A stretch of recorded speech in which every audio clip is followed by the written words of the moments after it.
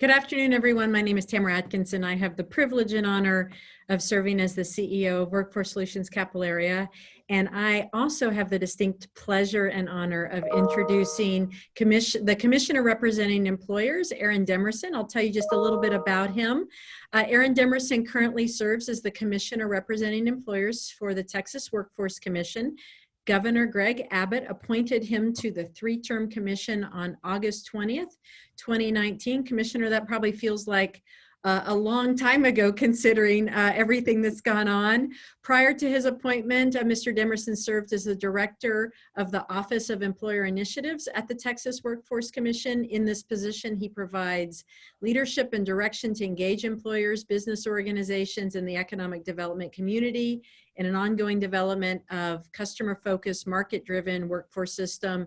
And I can also tell you, I'll go off script and say he's just a genuinely nice, caring guy who has always been extremely responsive to business and workforce boards when we've needed him and you. So Commissioner, without further ado, I'll turn it over to you. Thank you. Thank you, Tamara. Thanks so much for the introduction. And just thank you for you guys holding this call today, for the invitation to participate. And again, just for your continued dedication, leadership, and your commitment.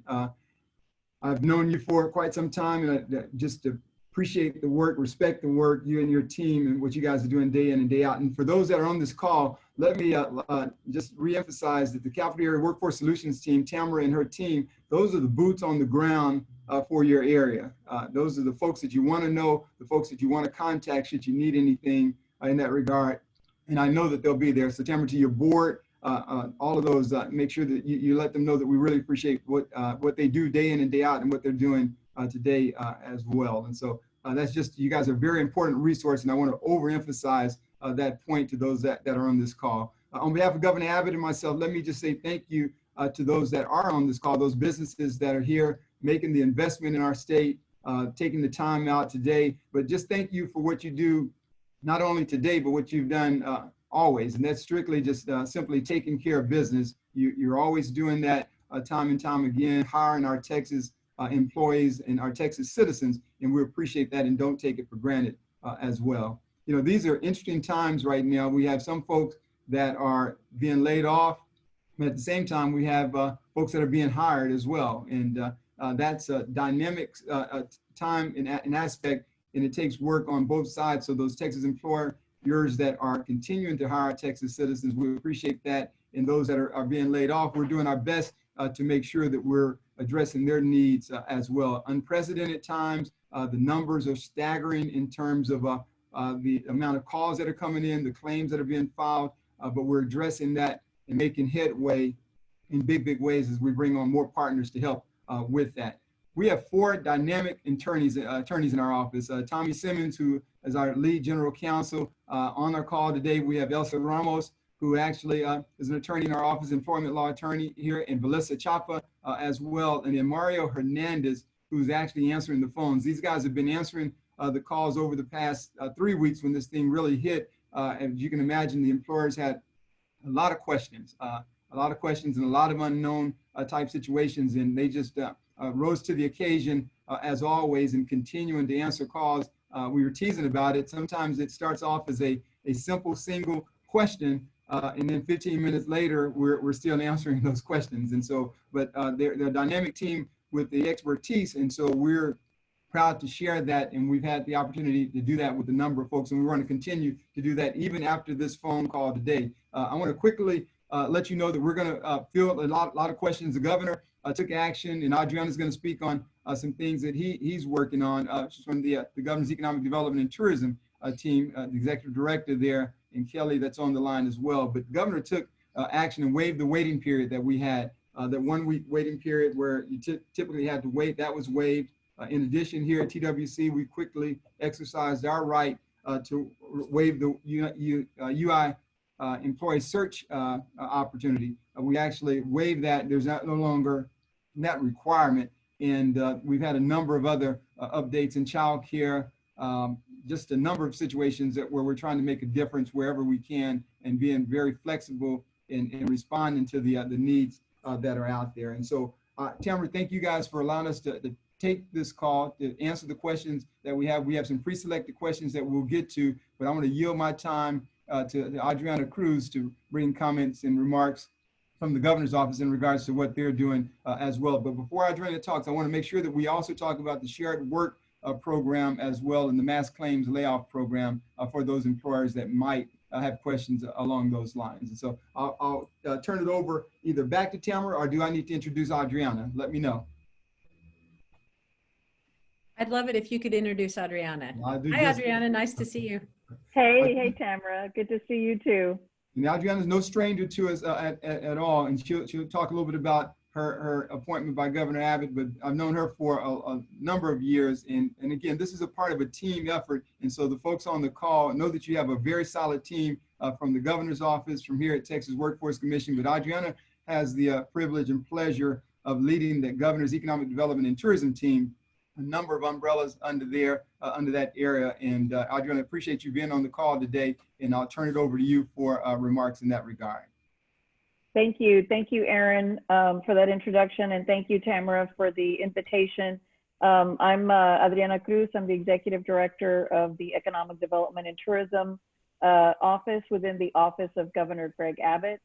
Governor Abbott appointed me to the position December 2019, but I have many years of experience in economic development and have worked with Tamara and with the Workforce Solutions boards of Central Texas, the capital area, and rural capital area as well. With me on the webinar today is Kelly Spillane. She is the small business advocate from the governor's office, and appreciate doing these webinars together with the Texas Workforce Commission. As Aaron mentioned, this is a partnership and this is a team effort and an all hands on deck situation. There are a couple of things that Governor Abbott has done over the past several months. One was requesting designation from the Small Business Administration for as an emergency, as a disaster declaration, which allowed our Texas small businesses to apply for some of the Small Business Administration programs, specifically the Economic Injury Disaster Recovery Loan Program. And in addition to that, a $10,000 grant, an economic injury grant that comes along. You have to apply for the economic injury disaster loan, and then you qualify for potentially up to $10,000 grant, forgivable grant. In addition, last Friday, the Paycheck Protection Program was announced and released. And I've seen some staggering numbers as far as the amount of loans that have been processed, the number of small businesses that have been assisted. What we're doing at the governor's office is we're compiling a lot of this information. It's a lot of information for our Texas small businesses. So we've gathered information from the Comptroller's Office, the Workforce Commission, the Small Business Administration, putting that all together on a specific COVID-19 business page for Texas businesses at gov.texas.gov/business. There's a button there for coronavirus. You click on, look at the links that are available. As we are getting information from the SBA, this is a very fluid and dynamic situation. Rules are being developed and guidelines, and new information is coming out. So we're trying to be as updated as we can be with that information. You can also subscribe to an email list specific for coronavirus information, and you can do that on that page as well. So with that, Kelly and I will be here to answer any questions that you might have. Good. And so thank you, Adriana, for joining us. We appreciate the relationship, the partnership as we move forward. And so we're going to quickly move into some of the Q&A. We have about 23 questions that have been submitted, and then some that are coming through the Q&A box as well. And so we're going to try to make sure that we address as many questions as we can. And so I'm going to practice our safe distancing and bring in Tommy. We have Tommy Simmons, Elsa Ramos, and Velissa Chapa. And as I mentioned, Mario Hernandez on our team that's answering the hotline right now. And so the first question we'll deal with: why are employees that meet the base pay requirement and have worked in Texas for more than 18 months continuing to receive an error message stating that they do not qualify for benefits? Elsa, you want to handle that one? Yes, sure, Commissioner. Again, my name is Elsa. I work with Commissioner Demerson, and I'm about to give you a very lawyerly answer to that question. Without further information, the answer is going to be, it depends. If you have employees that meet the wage requirements to have a valid claim, and you say it's Texas wages, so there's no confusion there, and they're receiving an error message, it could be because the claimant, the employee who filed the claim, may have input some information incorrectly. There may be an issue with that claimant's social security number that is tied to a previous account. We may need more information that wasn't given to us. And so that's why they're still not able to get benefits. Like I said, without further information, it's difficult. Each case could be very different. If you do have employees that are having those issues, they can contact our counterpart, the Office of the Commissioner representing Labor, and see if someone in that office can maybe look it up and give them a little bit of guidance. I will give you that phone number right now. It is 1-800-832-2829. That's 800-832-2829. Again, for our counterpart, we're the Office of the Commissioner representing employers, and we have an Office of the Commissioner representing Labor, and hopefully they'll be able to provide some answers on the specific cases. That's Julian Alvarez, our commissioner that represents Labor, and then Brian Daniels is our chair that represents the public. We're going to, Megan, get Aaron Demerson's name off and put Tommy Simmons up there in my place when you get a chance. There. But it says, second question, what can we do if we feel that benefits are being denied erroneously, either due to incorrect reporting or a clerical error? Velissa?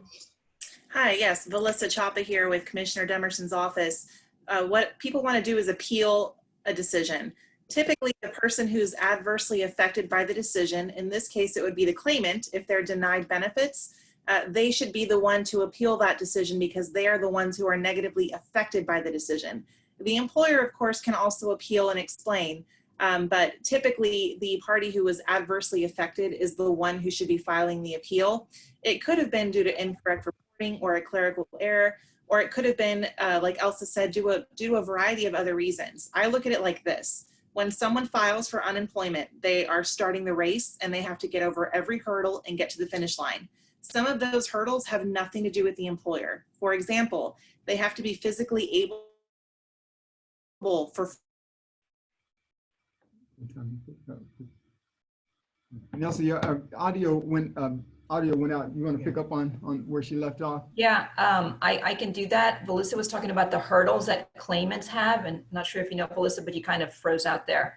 And so claimants, to be able to get benefits, have to be medically able to work full-time job. They have to be available for work. These are some of those hurdles. Velissa, you may be back.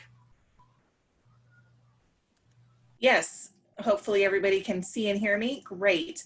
So yes, employees have to get over every hurdle and get to the finish line to get their benefits. A lot of those hurdles have nothing to do with the employer. They have to be available to work and able to work. So if someone has a medical condition that precludes them from working in a job in which they have experience, they may be disqualified because or ineligible because they can't get over that hurdle. So it may or may not be a. And again, it may or may not be a clerical error or some incorrect reporting. I think as Velissa was going with that. So on a case-by-case basis, and like she said, any party with an adverse decision or determination should appeal that. Thank you, Elsa and Velissa. So how long will employees be able to collect benefits given the new government stimulus package? So how long will employees be able to collect benefits given the new government stimulus package? Tommy? Hi, Tommy Simmons here. And the CARES Act, HR 748, has 3 different stimulus programs relating to unemployment insurance benefits. The first is Section 2102. That's the one that you may have heard about pertaining to independent contractors, sole proprietors, and other individuals who do not normally qualify for regular unemployment insurance. That's PUA, Pandemic Unemployment Assistance. That's available for up to 39 weeks during this calendar year. So those claims can be filed between now and the end of 2020. Section 2104 is the famous $600 extra payment that is tacked onto every valid weekly claim filed under any of the unemployment insurance programs, including the stimulus programs. And that is available through July 31st, 2020. Section 2107 provides extended benefits in the form of pandemic emergency unemployment compensation. That's what the feds are calling it. That's up to 13 weeks, and that can be applied for once regular unemployment insurance assistance runs out through the end of this year, 2020. All right, thank you, Tommy. And so how will the relief funds from the Federal Disaster Unemployment Assistance be distributed? Who will qualify, and when can they expect to receive such funds?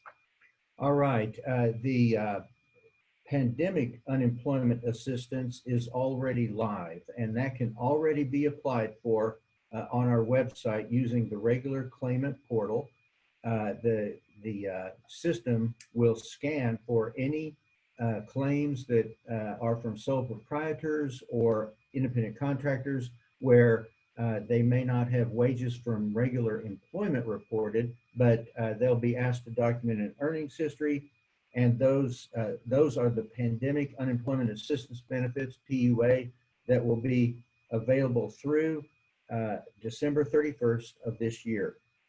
The federal pandemic unemployment compensation, FPUC benefits, the $600 extra, those will be distributed with any valid weekly claim filed through the end of July of this year. And then Section 2107, the pandemic emergency unemployment compensation, PEUC benefits, those are the extended benefits, the additional 13 weeks beyond the end of a regular unemployment claim, and that can be applied for through the end of 2020. All right. And then lastly, an employee-related question. When an employee has worked in more than one state in the last 5 quarters, where and how do they enter those wages? Should employees apply in Texas or in the state where the majority of their wages come from? Well, federal law allows an unemployed person to file an unemployment claim in any state where they live or where they work. So they have a choice. And the best thing for a claimant to do is to consult the State Employment Security Agency in both states or all 3 states where they lived or worked and have possible wages. And depending upon the individual rules of eligibility and procedure and claim filing requirements and the possible differing weekly benefit amounts in each state, they can differ from state to state. They can make a strategic decision based on their own individual circumstances where they think it would be best and easiest and most sensible to file the claim. So, any detailed questions about state requirements should be directed to the state where they might file the claim. Thank you, Tommy. Okay, and so Velissa, you can hit this one and hopefully you'll be able to come back, but it says an employee has been temporarily laid off, but is still exhausting some of their accrued vacation time. Does the employee need to disclose this? How and where does the employee disclose this? And lastly, will this affect when the unemployment benefits start? So an employee that's been temporarily laid off, still exhausting some of their accrued vacation time, does that employee need to disclose that? And then how and where does the employee disclose this? And will this affect when their unemployment benefits actually start? So I'm going to answer the last question first. Yes, it will affect when their benefits start. If someone's on paid vacation leave, they're not unemployed. They're receiving their full wages during that time. So it should affect the benefits starting because they're not unemployed at that moment. Does the employee need to disclose this? Ideally, yes. Sometimes they don't. So the employer may need to respond to the claim. Elsa? Sir, when the employer responds to the claim, they should let us know that the employee is receiving either vacation or some other kind of paid, compensation or leave compensation, because we need to take that into account in determining the type of benefits or the amount of benefits that the employee can receive. So absolutely, the employees, the claimants get asked every time they make a payment request, they get asked whether they've worked or received any monies that week. So that's when they are supposed to tell us. But in the absence of that, the employer should let us know when they respond to the claim. Okay. And Velissa, anything else you want to add to that if she's back? No, that was a perfect response. Okay, you got it. All right, so we're really struggling to understand what the online application process looks like from the employee's perspective so that we can help them through the process. Is there a guide or video available that would help us? Elsa? So, yeah, so if anybody goes to our TWC page, and I will tell you it is TWC, like just the initials for Texas Workforce Commission, .texas, spell out the whole state, .gov, twc.texas.gov. You will see a red banner across every page. That red banner is because of this crisis. So it's meant to streamline the procedure or the, basically the clicks that either party has to go through to get assistance. And there's going to be an employer's link, and there's going to be a job seekers. So the job seekers link currently has a really good outline of basically a new image of this outline of when and how employees and who can benefit or apply for certain benefits specifically, and especially since the PUA has gone live. So that outline is really helpful. In addition, that job seeker page for the employers, if you click on for the process for filing an unemployment claim, it has a really good breakdown as well there of what the steps are. Ultimately, you can try and help the employee the best you can, but again, because of issues with past filings, they may have some problems going through all the way through the claim. But yeah, we are trying to make it as, believe it or not, we're trying to make it as easy as possible for everybody involved, while at the same time making sure that we don't pay out fraudulent claims. So there are still some steps in there that seem perhaps a bit burdensome to the parties, but that is in effect to try and make sure that the people that deserve the benefits and are entitled to the benefits get them, and those that do not, or maybe trying to commit some fraud, we're trying to keep those claims out. Thank you, Elsa. And so we're going to move to a couple of SBA related type questions, and the questions are somewhat detailed, but Adriana and Kelly, you guys may also take an opportunity during this time frame to talk about the EIDL loan, EIDL loan, and the PPP as well, because that's become more relevant in today's time. A lot of businesses are looking at that. But the question said, can employers receiving an SBA loan under the CARES Act still get the dollar-for-dollar reimbursement tax credit for leave under the FFCRA Acts? And it's a lot of acronyms, EFMLA and PSL or so. And so that's a question. If you guys have that one, fine. And then the other question deals with per SBA loan headcount requirements. How does it work if we don't hit our peak headcount until after the June deadline due to the seasonal nature of our business? So for detailed question regarding the SBA loans, my recommendation would be to contact the local Small Business Development Center, the SBDC. They have counselors available that would be able to assist and answer these questions in a lot more detail than I would be able to. Again, these are Small Business Administration programs, and the guidance, a lot of the guidance is coming out. There are some technical guidelines that I think they're still working on and will be coming out soon. I will say that for programs like the Economic Injury Disaster Loan Program and the Paycheck Protection Program, you can apply for both and you can use both. You just have to use them for two different things.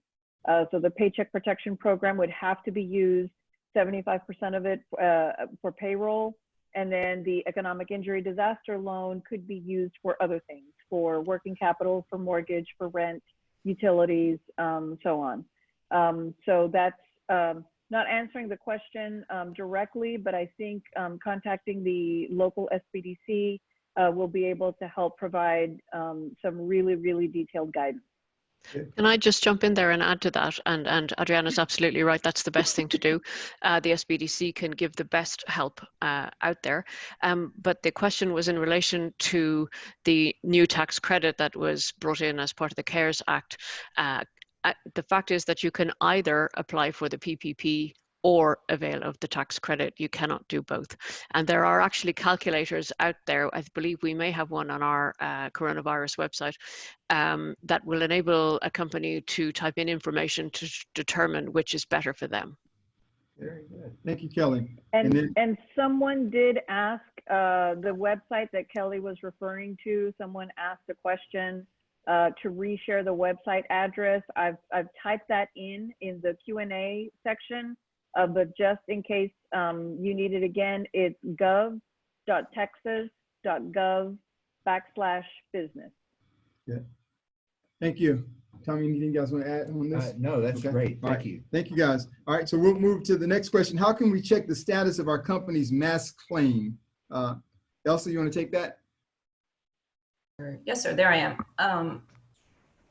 Normally, you could contact our mass claims department or mass claims coordinator and check on that. And the phone number for that is on, again, on our website, red bar under the employers tab can get you to the mass claims coordinator's phone number.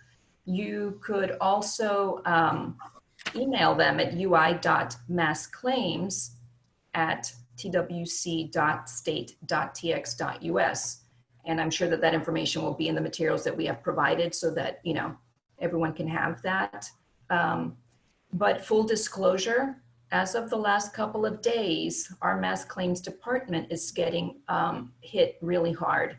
So if you are having trouble getting a response regarding the status of your mass claim, or you need to make changes to the mass claim, I'm recommending that you contact our office via email, and I'll give you that email as well. So the after the @ part is still the same, twc.state.tx.us. The part that comes before the @ will be the words employer info, basically one word, employer, regular spelling INFO for information. That gets to us, and then I will forward your email to the appropriate party to get somebody get back in touch with you. So again, up until a couple of days ago, getting responses for questions on your mass claims was easier. As of right now, it's a little bit more difficult. So we'll do what we can in our office to get your question routed to the right party. Good. Thank you, Elson. That's employerinfo@twc.state.tx.us. Yes, sir. Good to go. All right, the next one, how can we as an employer get in touch with the person at TWC? Velissa? Yes, hopefully you can hear me. I turned off the video in the hopes that that fixes the issue that I'm having. So as an employer to get in touch with TWC, it depends on what you want, but generally speaking, you can start with the Employer Commissioner's Office. That's us, myself, Tommy, Elsa, Commissioner Demerson.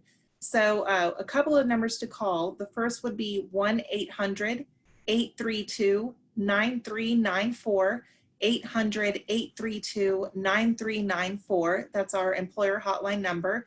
We can also be reached at 512-463-2826.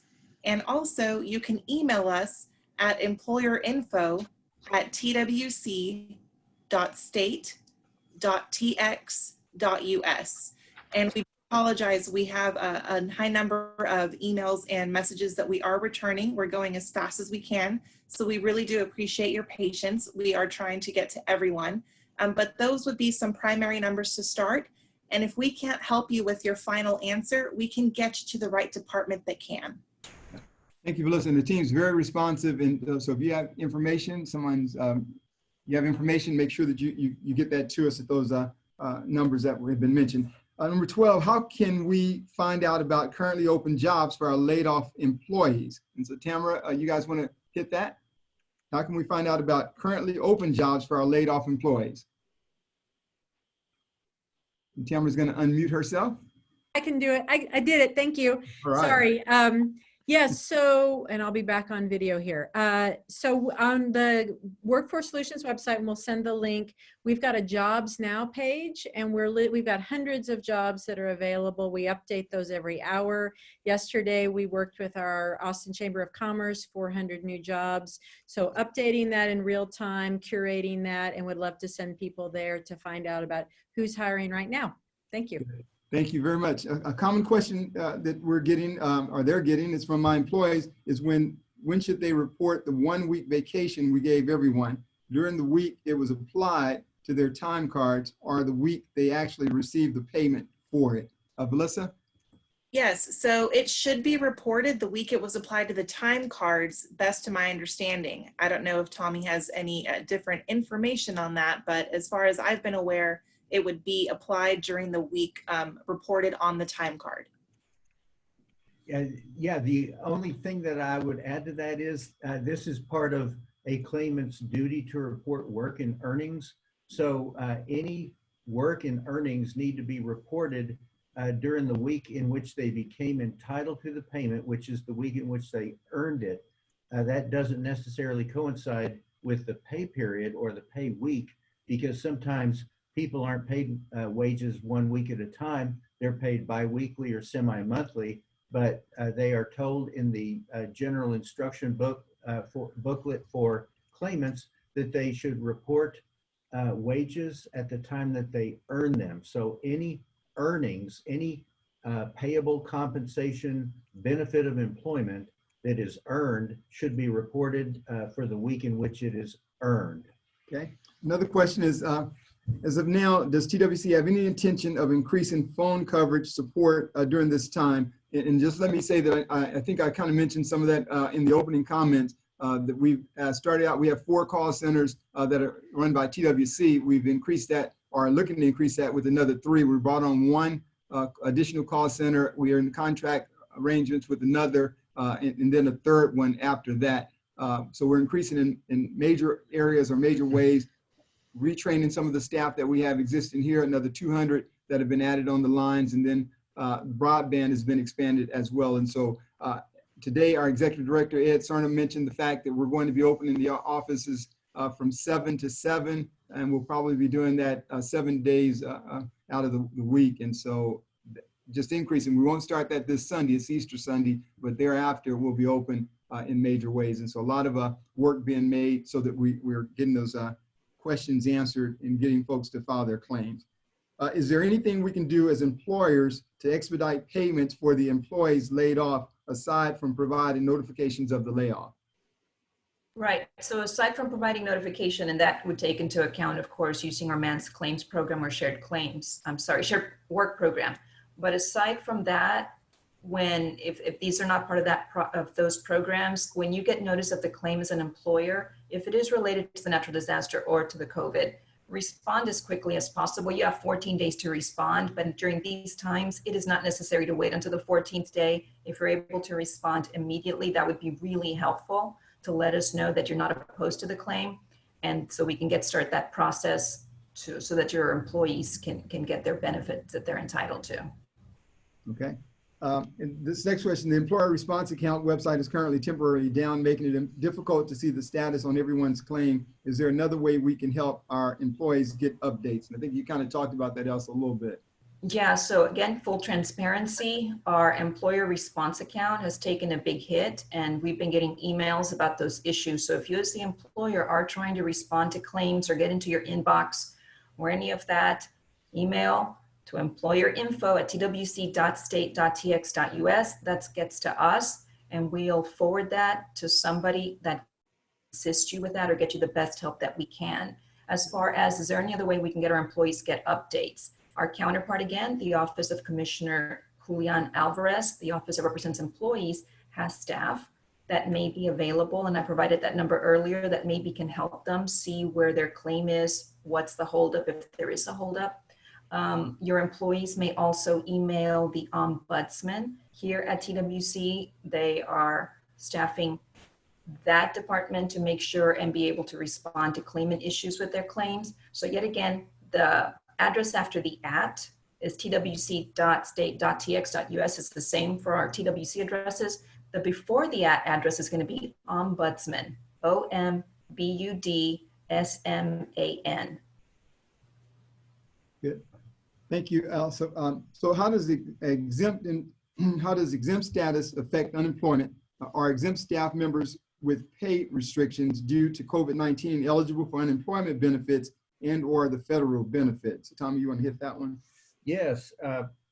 In and of itself, exempt status does not really affect unemployment benefits or claim eligibility, because exempt salaried employees who are out of work through no fault of their own can qualify for unemployment benefits. But if the only problem is that they have pay reductions due to COVID-19, they may not qualify as unemployed because the unemployment system, just like the name implies, is for people who have actually experienced some kind of reduction in work, not necessarily a reduction in pay. If they have a pay cut of 20% or more, that might become an issue if they quit, which is not advisable, but if they quit because of a pay cut of 20% or more, they might be able to show that they have good cause connected with the work for resigning, but that would not be a good trade-off because unemployment benefits pay half or less than half of the normal weekly earnings. And if they have a 20% pay cut, that's 80% of normal pay. They would do much better just keeping the reduced pay. But if their work is reduced by a certain amount, they may qualify either for a shared work plan or partial unemployment benefits, depending upon the exact amounts. And information about the shared work plan is on the shared work plan page on the TWC website. Information about partial unemployment benefits is available in our book that's on our website, the Texas Guidebook for Employers, especially for Texas employers. And just look for partial unemployment insurance in the index for the book. Good resources there. Velissa, if you want to hit that real quick, just the shared work program, give the highlights on those, the percentages and the like, just quickly. Sure. So the shared work program is a voluntary program that employers can sign up for. And what it does is it helps employers withstand a slowdown in business by kicking in some partial unemployment benefits for their employees. So it's only for employees whose work hours and therefore pay has been reduced between 10 and 40%. So if the reduction in hours and pay is between 10 and 40%, the employers can sign up for the shared work program, provide information for employees, and it's very helpful because it streamlines the process and you're providing a lot of information on behalf of the workers, which I'm sure they would very much appreciate. Good. And so following up with that as well, when we reduce our staff's hours, can we allow them to use their PTO hours to keep their full hours until they run out of PTO if we participate in the shared work program? Elsa, you want to tap on that? There I am again. Yes, and we actually got a response to this question from somebody in our shared work plan, so I will read that. So the question again, if we reduce our staff's hours, can we allow them to use their PTO hours to keep their full hours until they run out of PTO if we participate in the shared work program? The answer is that is up to the employer if they want their employees to use any PTO time that they have. The shared work program does not dictate the employer's policy on that. However, if the employers do use PTO, it must be reported by the employer. And if the hours they work, the hours that the employees work, because remember this is a shared work program, they continue to work. If the hours that the employees work plus their PTO, their pay time off, takes them back to their customary hours, their regular pay prior to the reduction in hours, then those hours cannot be reported on the shared work program for that week. And I guess that makes sense. If your PTO plus your work hours get you back to where you were, your hours have not been reduced that 10 to 40%. Good. Thank you, Elsa. So does anyone who participates in the shared work program have to use their available PTO before they can get benefits? So back to the answer from our professional in that program said, same as the answer before that. The shared work program does not dictate to the employer how to handle the PTO, again, pay time off. That is up to each employer's policy. But if the employee does use PTO, the employer has to report it. And again, if that pay plus the hours, the PTO pay plus the hours, too many P's there, takes them back to their normal pay, to their normal hours, they cannot be reported for that week as part of the plan. Okay. So number 19, how with the federal benefits, how will the federal benefits be administered? Is it available to all job seekers who have been impacted, i.e. laid off or furloughed or reduced hours or reduced pay, or only to job seekers who are no longer receiving any pay? Yes, so on that, by federal benefits, I think the question's talking about the $600 per week. provided through the CARES Act. So with that, you can get the full $600 per week, regardless of whether you are totally laid off or partially unemployed. If you qualify for a general, standard temporary or partial or full, you are entitled to the full $600 every week. So in that sense, it doesn't really matter where they're on a reduced hour or furlough. Bottom line is, if they're approved for some kind of state unemployment benefits, then they should be entitled to the full $600. Okay. And so for employees who are part of a mass claim, they are not required to report any type of previous earnings information. And then correct, although I'm reassuring them otherwise, employees are concerned that because they're not providing pay stubs, et cetera, the state may not know exactly how much money they've earned. So any clarifications on this process would be helpful. Yes, sir. And yet again, we got an answer from our professionals in the mass claims department, and their response is that the only earnings that employees are required to report is the earnings for work that they do in the week covered by the payment request. Just like Tommy was saying, whenever a claimant makes a payment request, they are asked about any earnings or hours worked in that week, and they're supposed to report that. The payment request system asks them for any hours they worked that week and their gross earnings for that week. They can figure that out by taking any hours worked and multiplying that by the hourly wage, the way we would figure out how much we would make as an hourly employee. If the employees do not work after filing for unemployment, they would have no wages to report.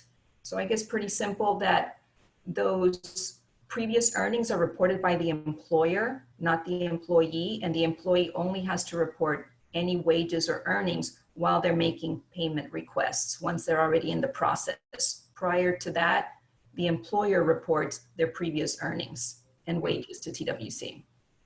Thank you. So we're making good headway, and so we're going to go into the Q&As that have been submitted live here. The first one says from Barbara, we received the letters from TWC about the unemployment of our employees. Do we need to respond? Sure, I can take that one. You don't have to respond. I've received some calls from employers asking if they will get fined for not responding to a claim. No, we don't fine anyone for not responding, but I would think employers do want to respond so that you can confirm why the employee was separated or why their hours were reduced, and preserve your right to appeal. This hasn't been asked yet, so folks may already know this, but if someone has been laid off or hours reduced due to COVID-19, the employee account should not be charged, but things happen. So in the event that someone's account is charged, they want to appeal that decision. You can't do that unless you have preserved that appeal right. So all you need to do is respond to the first notice before the deadline with the information that you can share as to the circumstances, and we can take it from there. So you don't have to respond, but you may want to, just to preserve your right to appeal in case they do charge your account.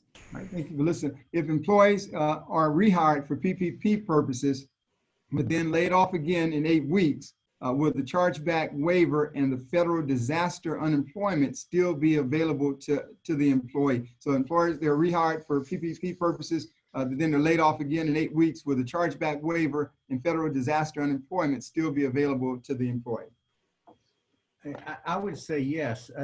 There should be no problem in getting chargeback protection for unemployment benefits paid out if the work separation that happens after 8 weeks is due to the pandemic or the results of the pandemic, closure, shutdown, quarantine, or whatever. And then those individuals should be able to qualify for the extra CARES Act pandemic assistance. Okay. So we have offered hourly employees to return to work. This is from Jennifer. Brian, thank you for that prior question. We've offered hourly employees to return to work. They are declining due to the amount of unemployment they are receiving between Texas and federal dollars. How do we document this? How do we notify TWC? And are these employees still entitled to UI? Sadly, we are getting this question a lot from employers saying, hey, my employees, we have work available, we're essential, and our employees are saying, you know what, just lay me off or leave me at home so I can get more money with the federal dollars and the regular unemployment. But that is not the purpose of those dollars, nor is that the Texas, work policy that we have in place. We're trying to make sure everybody has a job. And if you have a job, we want you to work it. That's what we're trying to encourage here. So if you have an employee who says, I don't want to come back to work, make the offer of the work. And this is a tip from Velissa in a prior town hall. Make sure, even though we're assuming that you're requesting that they come back to the job that they had, clearly a suitable job because it's the one that they left or when they were temporarily laid off. Make sure that you communicate the job offer in writing in some form, email, text, regular mail, leave a voicemail and have a recording of that it's the job with the same hours, the same pay, the same schedule, etc., so that you have documentation that they were given the offer of work and you're able to avoid the employee saying, I had no idea that they recalled me to work. So document that you make them the offer and of course, keep track of their response. No boss, don't want to come back to work. I want to sit at home and collect unemployment, for example. If that does happen, notify TWC because somebody cannot be asking for benefits and at the same time reject an offer of suitable work. If there is work, they need to come back and they could be disqualified. The other thing is that we may consider that they have quit your job at that point if they reject coming back. And if the reason they quit the job was just to make more money on the federal benefits, that's going to be a reason, in my opinion, that would disqualify somebody who's saying that's the reason that I don't want to come back to work. So yes, document it in your system. Let us know if that is what happens. Tommy, okay. Not sure if you want to add anything, or Commissioner, as to our. That's a very good answer. Make the report and document it. Document the work offer so that you have something to show TWC in the event of an investigation. Good. So we're almost winding up on time, and so I want to get to these last few questions that we have here so that we can complete them all. But it says 2 questions. Will employees that are part of an approved work share program be eligible for the $600 additional weekly benefit? That's the first one. And do you have a sense of how soon the $10,000 SBA disaster advance will be paid?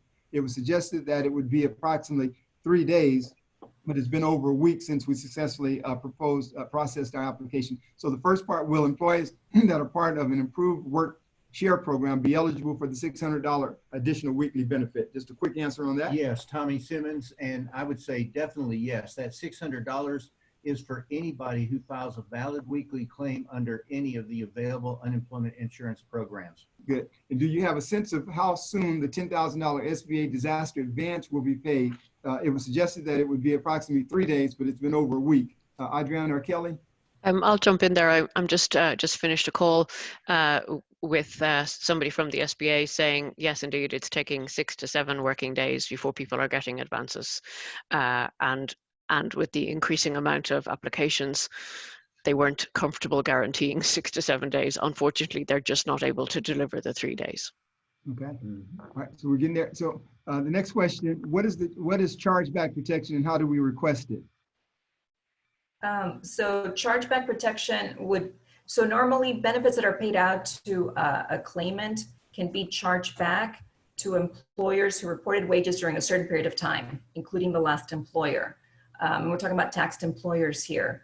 In this case, because the job separations due to the COVID-19 crisis or pandemic, employers are being protected from charge, meaning that benefits that are paid out to employers are not going to be charged back to the employer's tax account, which means then that, sorry for this explanation, that then those benefits are not going to be used in calculating the employer's tax rate moving forward, not directly, not those benefits.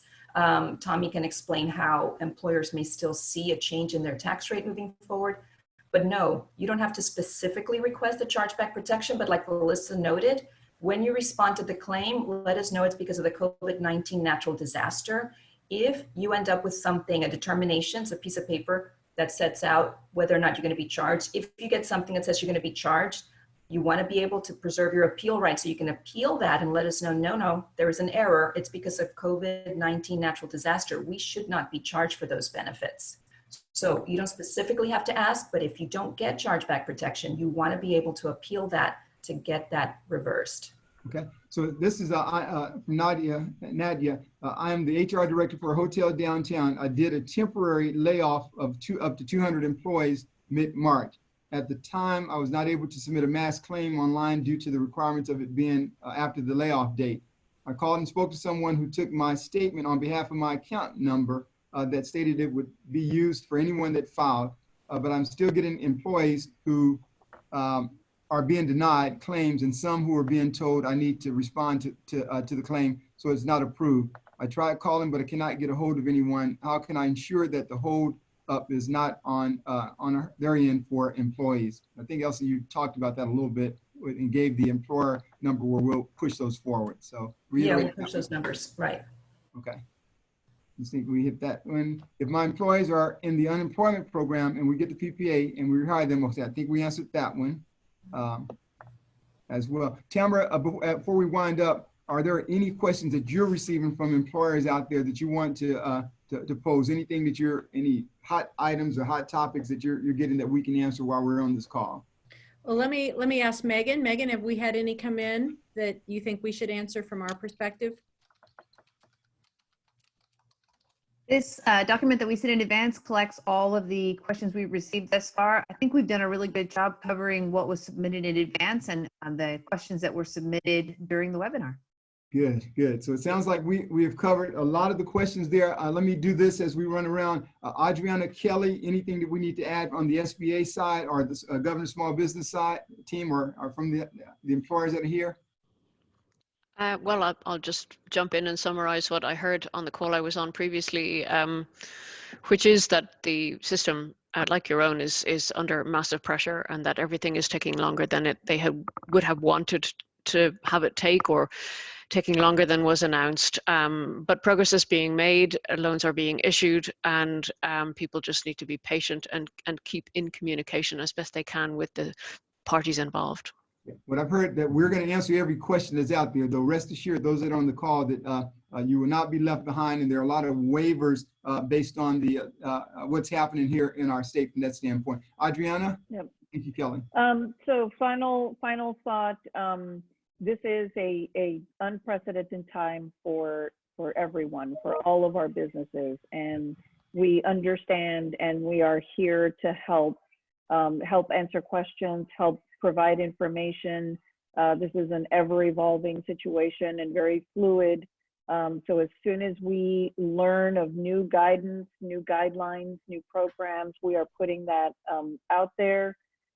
Since Friday, I just looked this up, as of yesterday, there were 250,000 small businesses that went through the PPP and $70 billion worth of loans processed. They are not, as Kelly said, it is not happening in 3 days as they anticipated or hoped. It is taking 7, in some cases 9 days. 2,400 lenders have been approved to go through the program. So, be in touch with us, look at the websites, the emails that have been sent, and know that we're here to help y'all get through this. Good.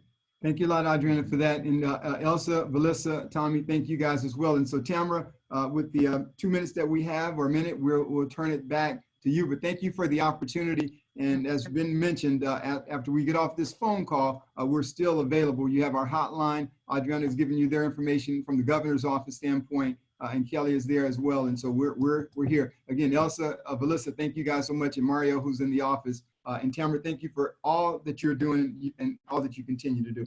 Tamara, closing remarks. Yeah, thank you so much, Commissioner. Really, it's been an honor to have you and your entire team. Adriana, it's great to see you remotely in your office or home, wherever lovely place you are. And thank you all of you from around Austin and the state that joined us on this webinar. Final words, as the Commissioner said at the top of this webinar, Workforce Solutions, all the workforce boards are a resource for businesses. We're your boots on the ground. We are your local operations, and the team and I are happy to assist. I've got a fantastic rapid response coordinator, Amber Warren, who is available to help with some of these layoff aversion, layoff assistance questions. And please know that we stand beside you and with you here in Texas, and particularly in Austin, and wish everyone safe health and speedy economic recovery out of this terrible crisis. So thank you all for your time. Continued prayers. Okay, thank you. Thank you.